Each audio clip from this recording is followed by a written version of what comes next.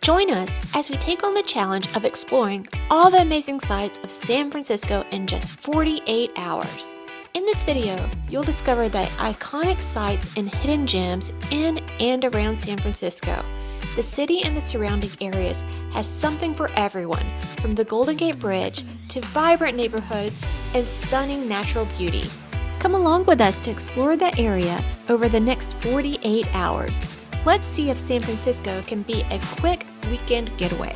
Let's get started.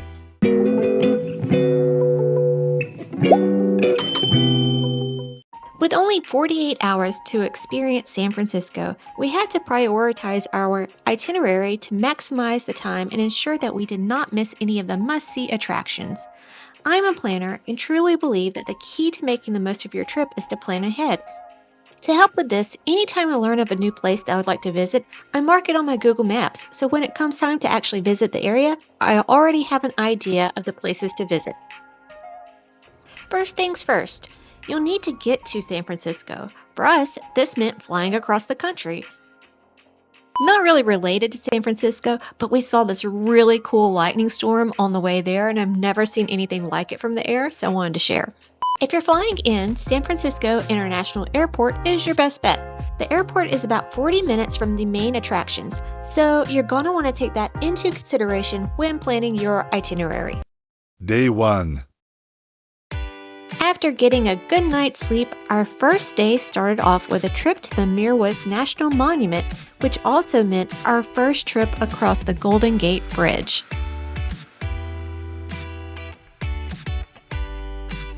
The monument is a hidden gem located just 40 minutes outside of San Francisco. It's a 550-acre park that is home to coast redwoods. Some of the redwood trees here are over 1,000 years old and can reach heights over 250 feet. The monument attracts over 500,000 visitors each year, offering several trails for hiking, including a main trail which is wheelchair accessible. If you are more adventurous, there are several trails that branch off the main trail. One that was of particular interest to me was a trail to an overlook that promised views of the sea. So, of course, we had to check it out. Up, up, up, and more up we went. And surprisingly, there was not a whole lot of trail signage. So when we got to the top, we were not even sure if we actually saw the sea view or not, but we think that was it.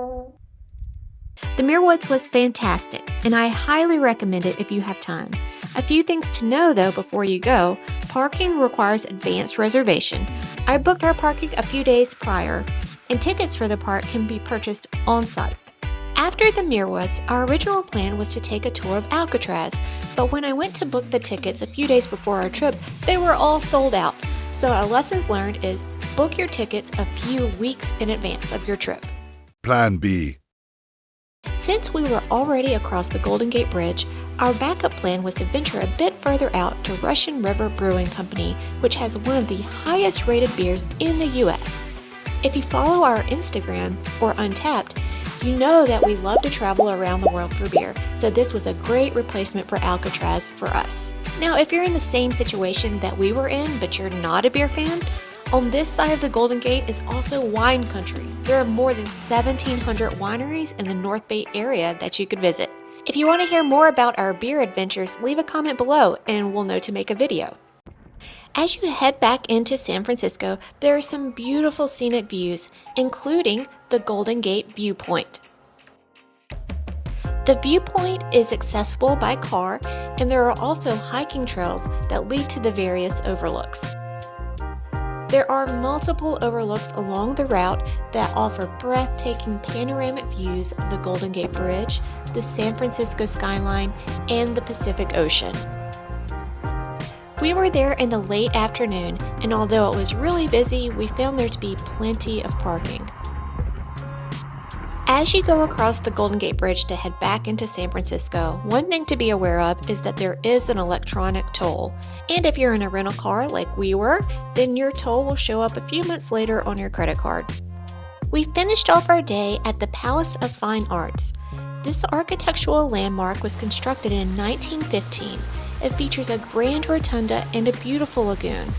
After a long day of walking and exploring, we found it to be a nice place to rest, relax, and catch the sunset before going to dinner.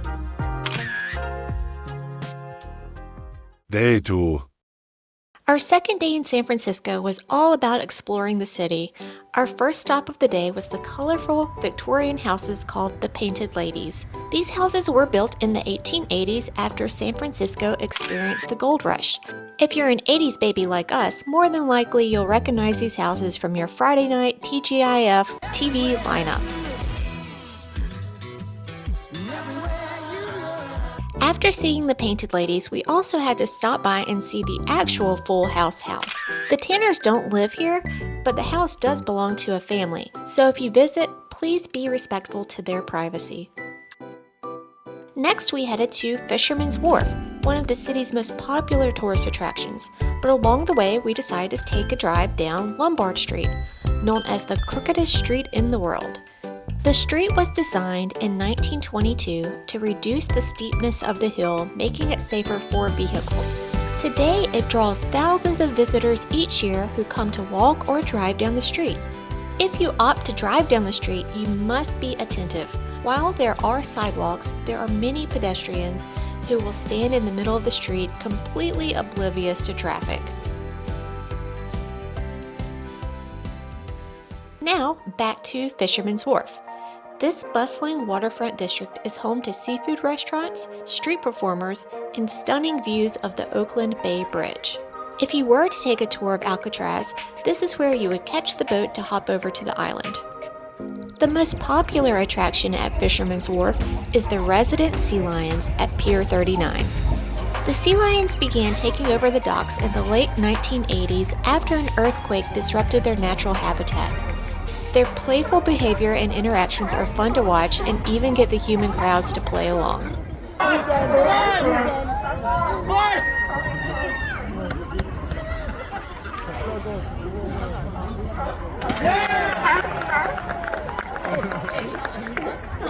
To continue with our beer adventure, we decided to have a nice relaxing lunch at 21st Amendment Brewery. If you're looking for a spot with excellent beer and a great non-touristy atmosphere, I highly recommend this brewery. That afternoon, we went back to our hotel to get ready for our evening, which was a concert at Golden Gate Park. We knew parking would be limited at the concert, so we decided to try San Francisco's autonomous driving service, Waymo. Hey, Kendra.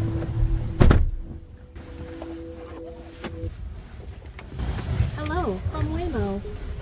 As we get going, just give us 1 minute to cover a few riding tips. This experience may feel futuristic, but the need to buckle up is the same as always. So keep your seatbelt fastened, please. We'll do all the driving, so please don't touch the steering wheel or pedals during your ride. Finally, relax, and thank you for riding with us.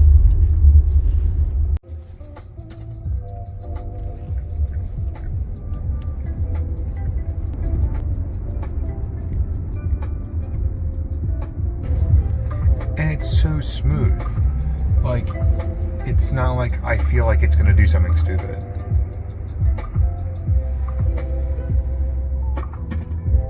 Waymo got us to Golden Gate Park safely, and in fact, it even felt more safe than a typical Uber driver. We were very impressed. So, is 48 hours enough time to experience San Francisco? While we didn't get to see everything we wanted to, like Alcatraz, I do feel like 48 hours was enough time to experience the highlights of the city and get out of the city. So overall, I think yes, it is enough time. However, we wouldn't mind going back to explore more, especially the wine region. Until next time, safe travels! If you like our content, please like and subscribe, or leave us a comment and let us know what we can do better.